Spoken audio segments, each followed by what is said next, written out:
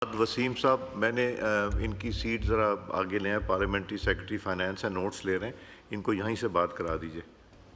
ये सिर्फ इस दफ़ा की इजाज़त है, बाकी वहीं जाना पड़ेगा। जी Bismillahirrahmanirrahim. Well, thank you very much, Mr. Speaker, for giving me an opportunity to speak and share my perspective on this budget. Before I shed light on the significant characteristics of budget, I would like to appreciate and congratulate Prime Minister Mohammad Shehbaz Sharif, Field Marshal General Asim Munir, Chief of our Chief of our Air Force and Navy, for their unmatched and unwavering leadership that led our forces to a historic win. Mr. Speaker, I feel that it's not only an achievement in the battlefield, but actually simultaneously in the diplomatic front. I would like to appreciate Mohammad Ishaq Dar Sahab, our Deputy Prime Minister, for his visionary and foresighted approach towards across the border. And let's not forget the role of Bilawal Bhutto Zardari Sahab, the way he presented Pakistan's narrative across the border. Mr. Speaker, I feel in this crucial time of economic challenges, the way under the leadership of Mohammad Shehbaz Sharif, Prime Minister of Pakistan, our Finance Minister Mohammad Aurangzeb and his team, the way they have presented a well-balanced budget, they also deserve an appreciation. Mr. Speaker, I have heard many speeches from both sides of the aisle, and I feel there might be a disagreement between the numbers, but there is no disagreement that they all want to see Pakistan in a better shape, in a progressive form. And for that purpose, I will extend in a way that we have to consider an economy in a broader spectrum rather than including in a number game. For that perspective, I would like to share a comparison between the modern economies and what challenges we are facing and what challenges they were facing at one time and how they have grown up. Mr. Speaker, let's begin with China.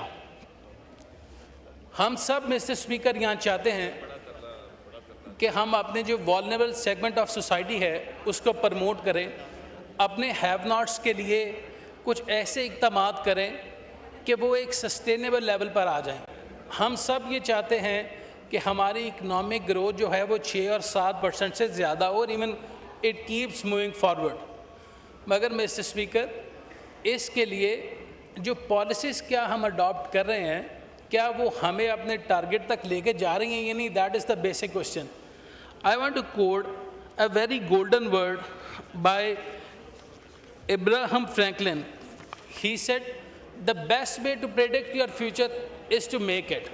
Now the question before us is that we keep on predicting our future or we wish to make our future. That is a simple question, and I feel that we are at crossroads economically and we have to decide our direction. Mr. Speaker, अगर आप पूरी दुनिया की economies को देखें और जिन sectors पे उन्होंने इन्वेस्ट किया है और अगर हम उन सेगमेंट्स पे इन्वेस्ट करें, no doubt about it that PMLN government is focusing and they have increased the budget of those segments. Magar I still feel that there is a lot to be done in a better way for a better Pakistan. So let's begin with discussing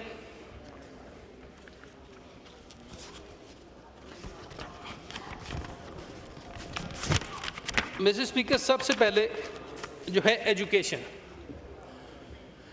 I am very clear on it, and I believe the House and all members should be much more clear than me that without a well-educated person, without a well-education environment, we cannot grow.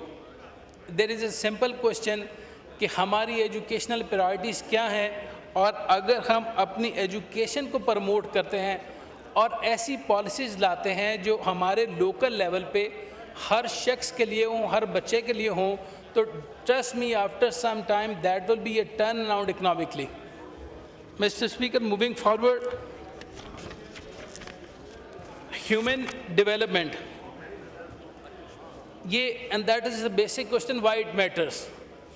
आज के दौर में we are a country of around about 250 million people. तो अगर 250 million peoples में हमारी youth है 65%, तो अगर हम उन पे इन्वेस्ट नहीं करेंगे तो हम कैसे इस मुल्क की इकॉनमी को स्ट्रेंथन करेंगे।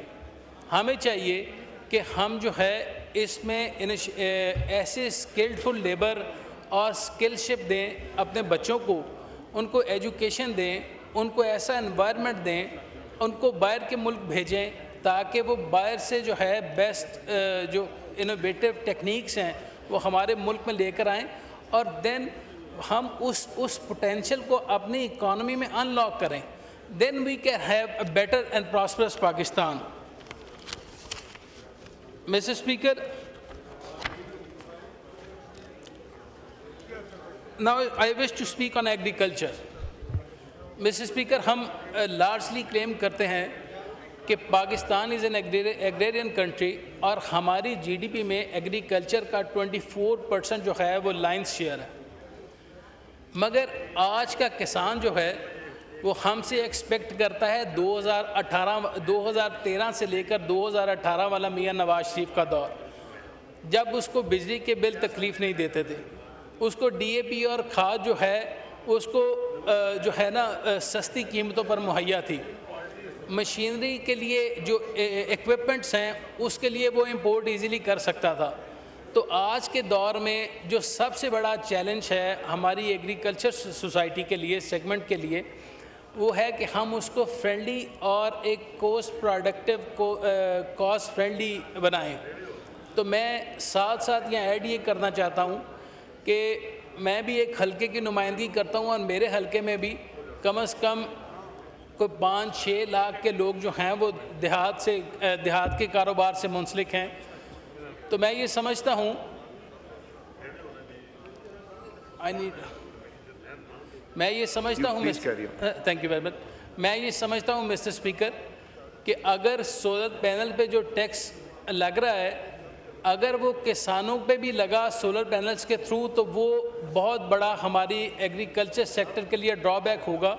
तो मैं ये कोशिश भी कर रहा हूँ और आवाज़ भी बुलंद कर रहा हूँ कि कम से कम इस सोलर पैनल के टैक्स को ख़त्म किया जाए, और अगर नहीं तो कम से कम इसका इतलाक़ जो है वो किसानों पर नहीं होना चाहिए।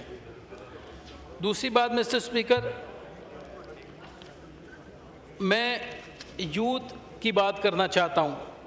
हम बड़ा लार्जली और बड़ा लाउडली क्लेम करते हैं कि that 65% of the population is our youth, and अगर हम इसको मज़ीद ब्रेक डाउन करें तो मिस्टर स्पीकर, हमारी 40 to 50% जो यूथ पॉपुलेशन है that is under as of 30। आप भी एक हल्के की नुमाइंदगी करते हैं, मैं भी एक हल्के की नुमाइंदगी करता हूँ। तो आज अनफॉर्चुनेटली जो हमारे ग्रेजुएट्स हैं we don't have any jobs for them, that is quite unfortunate. और जब वो हमसे पूछते हैं कि भई हमने एजुकेशन के बाद कोई जॉब शॉप के लिए, तो we have a simple answer कि यार इस मुल्क के हालात अभी अच्छे नहीं हैं, and they keep on asking कि ये हालात कभी हमारे लिए बेहतर होंगे भी या नहीं होंगे।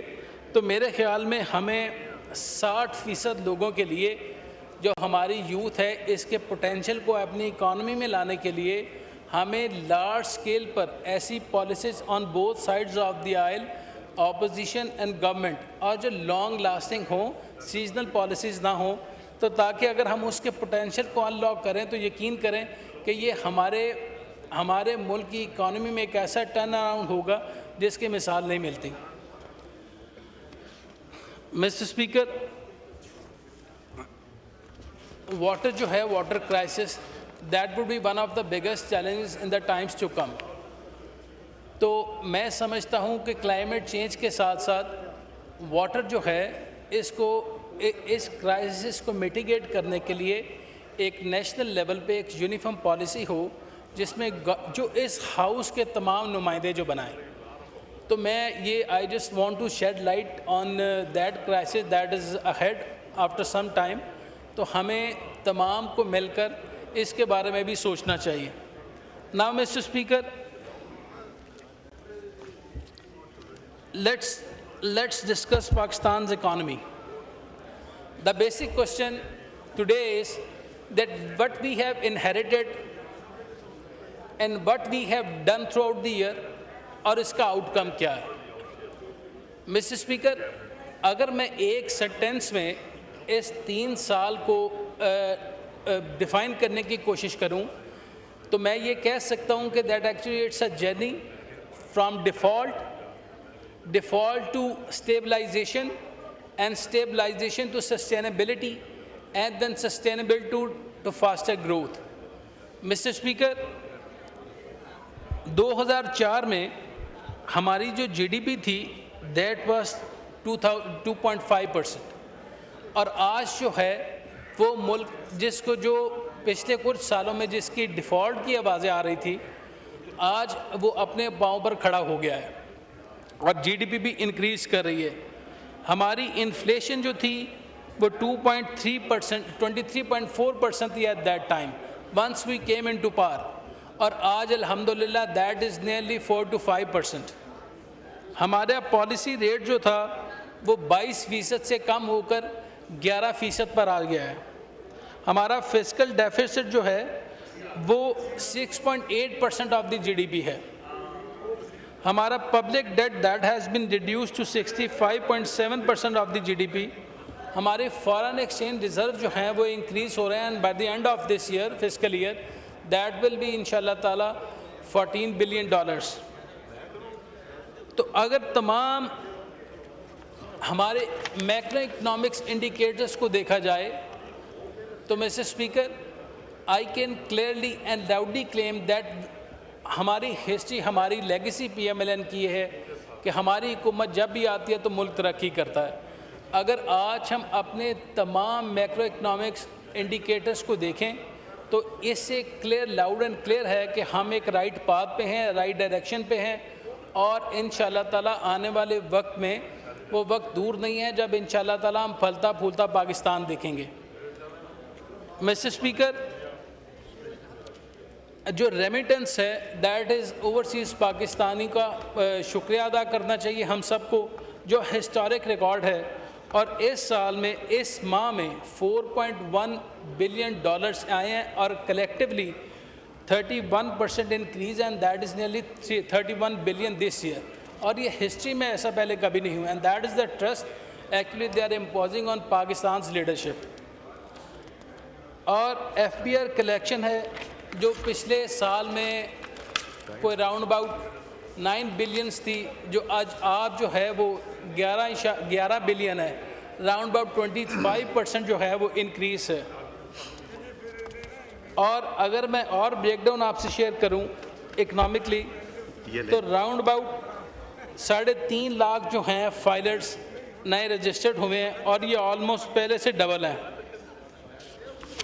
इलेक्ट्रिसिटी प्राइसेस जो हैं वो रिड्यूस हुई हैं for industry, for local consumer, for life line consumer, और that is not our international agencies, rating agencies are acknowledging Pakistan macro economic indicators.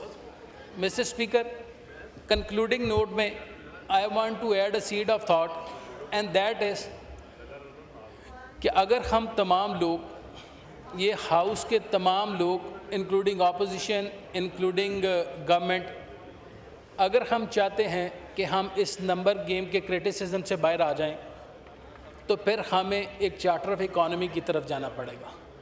फिर हमारी तमाम नेशनल पॉलिसीज़ जो हमारी सबसे बड़ी कमी है कि वो सीजनल होती हैं, लॉन्ग लास्टिंग नहीं होती, चाहे वो टेक्सटाइल की हो, चाहे वो इंडस्ट्री की हो, चाहे वो हेल्थ की हो, चाहे वो एजुकेशन की हो, चाहे वो क्लाइमेट चेंज की हो। मिस्टर स्पीकर, इस मुल्क में बहुत पोटेंशियल है। हमें इस मुल्क की इकॉनमी को अपने पॉलिटिकल शॉक से आज़ाद करना होगा और कम से कम इस हाउस की ये जिम्मेदारी है कि वो इकट्ठे होकर ऐसी पॉलिसीज़ जनरेट करें, ऐसी पॉलिसीज़ बनाएं और जो लॉन्ग लास्टिंग हो, जिसका फ़ायदा जो है 2-4 साल बाद नज़र आने लगे। हम कम से कम अगर आपस में इकट्ठे नहीं होंगे या आपस में इत्तेफाक़ राय पैदा नहीं करेंगे और उन पॉलिसीज़ को बिजनेसमैन्स के लिए, इन्वेस्टर्स को अट्रैक्ट नहीं करेंगे, ऐसा कंड्यूसिव एनवायरनमेंट नहीं बनाएंगे, तो हम जो है अगले 3, 4, 5 साल में भी नंबर गेम में लगे होंगे तो कम से कम मैं ये फील करता हूँ कि जिस तरह गवर्नमेंट ने प्राइम मिनिस्टर मोहम्मद शहबाज शरीफ की इकनॉमिक टीम ने जो पॉलिसीज़ बनाई हैं, ये अपोजिशन उसमें हमारी मदद करे, उसकी इम्प्लीमेंटेशन को बेहतर करने के लिए सजेशंस दे, ताकि ये मुल्क का निज़ाम जो है वो सियासी मदाखलत से पाक होकर एक ऐसी इकॉनमी बने जिसमें हम ये सोच सकें। आज बदकिस्मती से कहना पड़ रहा है कि आज जो बच्चे ग्रेजुएशन करते हैं उनके माँ बाप जो हैं वो फर्स्ट प्रेफरेंस ये रखते हैं कि ये बाहर के मुल्क चले जाएं। That is quite alarming and quite alarming. And I want to conclude my words with a seed of thought, and that is, alone I can do nothing. Alone I can do nothing. Together we can do so much. Thank you very much, Mr. Speaker. Thank you very much once again.